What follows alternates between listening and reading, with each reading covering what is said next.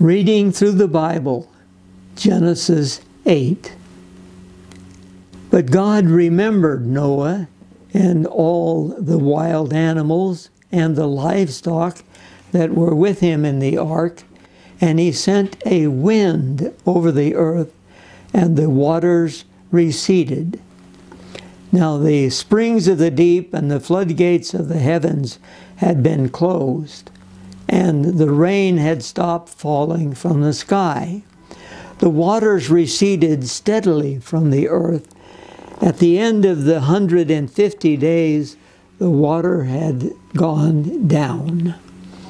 And on the 17th day of the 7th month, the ark came to rest on the mountains of Ararat.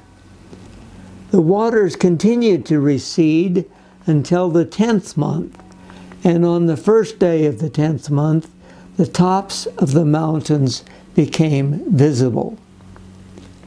After 40 days, Noah opened the window he had made in the ark and sent out a raven, and it kept flying back and forth until the waters had dried up from the earth.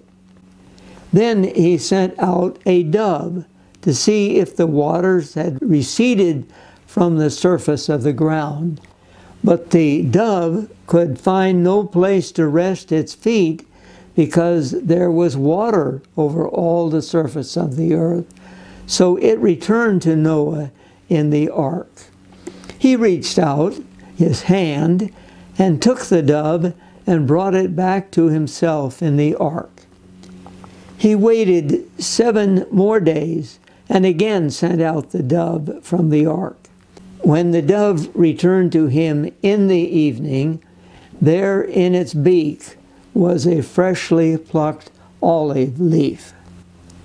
Then Noah knew that the water had receded from the earth. He waited 7 more days and sent the dove out again, but this time it did not return to him. By the first day of the 1st month of Noah's 601st year, the waters had dried up from the earth. Noah then removed the covering from the ark and saw that the surface of the ground was dry. By the 27th day of the 2nd month, the earth was completely dry. Then God said to Noah, "Come out of the ark, you and your wife and your sons and their wives. Bring out every kind of living creature that is with you, the birds, the animals, and all the creatures that move along the ground, so they can multiply on the earth and be fruitful and increase in number upon it." So Noah came out, together with his sons and his wife and his sons' wives. All the animals and all the creatures that move along the ground and all the birds, everything that moves on the earth came out of the ark, one kind after another.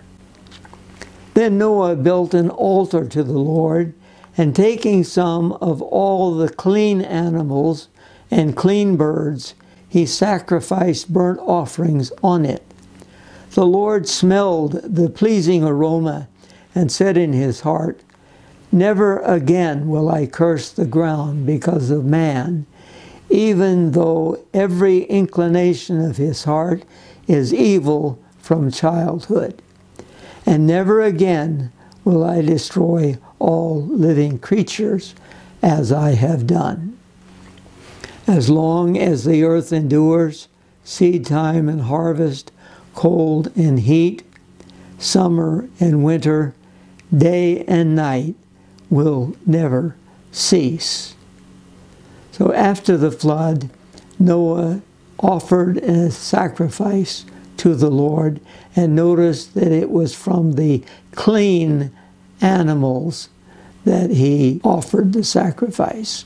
This is why he took so many of the clean animals, so many pairs, 7 pairs, with him in the ark.